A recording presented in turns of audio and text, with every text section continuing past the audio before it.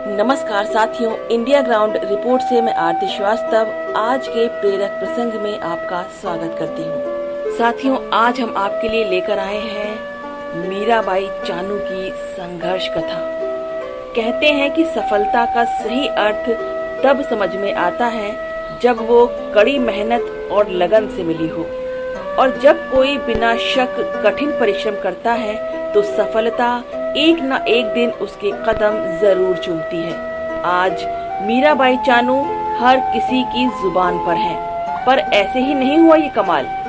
आइए जानते हैं उनकी सफलता की कहानी। ये उस समय की बात है जब मीराबाई की उम्र 10 साल की थी। इम्फाल से 200 किलोमीटर दूर नोंगपोक काकचिंग गांव में गरीब परिवार में जन्मी और 6 भाई बहनों में सबसे छोटी मीराबाई चानू अपने से 4 साल बड़े भाई सैखोम सांतोम्बा मीतेई के साथ पास की पहाड़ी पर लकड़ी बीनने जाती थी। एक दिन लकड़ी बहुत ज्यादा मिल गई। मीराबाई का बड़ा भाई लकड़ी का गट्ठर उठा नहीं पाया, जबकि मीरा उसे आसानी से उठाकर लगभग 2 किलोमीटर दूर अपने घर तक ले आई। शाम को पड़ोस के घर पर मीराबाई चानू टीवी देखने गई तो वहाँ जंगल से उसके गट्ठर लाने की चर्चा चल पड़ी। उसकी माँ बोली, बेटी, आज यदि हमारे पास बैलगाड़ी होती तो तुझे गट्ठर उठाकर नहीं लाना पड़ता। तो मीराबाई ने पूछा, माँ, बैलगाड़ी कितने रुपए की आती है? तो उनकी माँ ने कहा, इतने पैसे की जितने हम कभी जिंदगी भर देख नहीं पाएंगे। इस पर मीराबाई ने कहा, मगर क्यों नहीं देख पाएंगे? क्या पैसा कमाया नहीं जा सकता? कोई तो तरीका होगा बैलगाड़ी खरीदने के लिए पैसा कमाने का। जब चानू ने पूछा तो गांव के एक व्यक्ति ने कहा, तू तो लड़कों से भी अधिक वजन उठा लेती है। यदि वजन उठाने वाली खिलाड़ी बन जाए तो एक दिन जरूर भारी भारी वजन उठाकर खेल में सोना जीतकर उस मेडल को बेचकर बैलगाड़ी खरीद सकती है। इस पर मीराबाई चानू ने आत्मविश्वास से कहा, अच्छी बात है, मैं सोना जीतकर उसे बेचकर बैलगाड़ी खरीदूंगी। उसने वजन उठाने वाले खेल के बारे में जानकारी हासिल की, लेकिन उसके गांव में वेट लिफ्टिंग सेंटर नहीं था, इसलिए उसने रोज ट्रेन से 60 किलोमीटर का सफर तय करने की सोची। शुरुआत उन्होंने इम्फाल के खुमन लंपक स्पोर्ट्स कॉम्प्लेक्स से की। एक दिन उसकी ट्रेन लेट हो गई। रात का समय हो गया। शहर में उसका कोई ठिकाना नहीं था, कोई उन्हें जानता भी नहीं था। उसने सोचा कि किसी मंदिर में शरण ले लेगी और कल अभ्यास करके फिर अगले दिन शाम को गांव चली जाएगी। एक अधूरा निर्माण हुआ भवन उसने देखा जिस पर आर्य समाज मंदिर लिखा हुआ था। वो उसमें चली गई।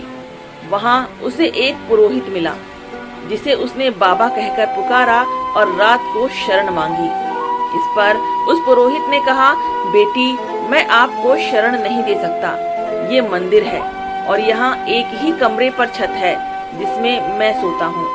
दूसरे कमरे पर छत अभी डली नहीं है, एंगल पड़ गए हैं, केवल पत्थर की सिल्लियाँ आई पड़ी हैं, लेकिन पैसे खत्म हो गए। तुम कहीं और शरण ले लो। इस पर मीराबाई ने कहा, मैं रात में कहाँ जाऊंगी बाबा, मुझे बिना छत वाले कमरे में ही रहने की इजाजत दे दीजिए। तो इस पर उस पुरोहित ने कहा, अच्छी बात है, जैसी तेरी मर्जी। वो उस कमरे में माटी एक सार करके उसके ऊपर ही सो गईं। अभी कमरे में फर्श तो डला नहीं था।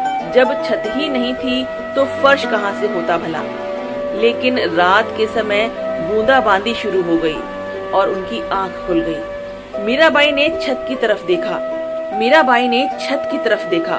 दीवारों पर ऊपर लोहे के एंगल लगे हुए थे, लेकिन सिल्लियां तो नीचे थी। आधा अधूरा जीना भी बना हुआ था। उसने नीचे से पत्थर की सिल्लियां उठाई और ऊपर एंगल पर जाकर रख दी, और फिर थोड़ी ही देर में दर्जनों सिल्लियां कक्ष की दीवारों के ऊपर लगे हुए एंगल पर रखते हुए कमरे को छाप दिया।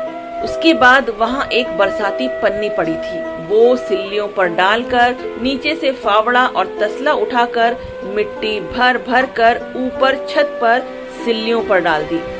इस प्रकार मीराबाई ने छत तैयार कर दी। बारिश तेज हो गई थी और वो अपने कमरे में आ गई, लेकिन अब उसे भीगने का डर नहीं था, क्योंकि उसने उस कमरे की छत खुद ही बना डाली थी।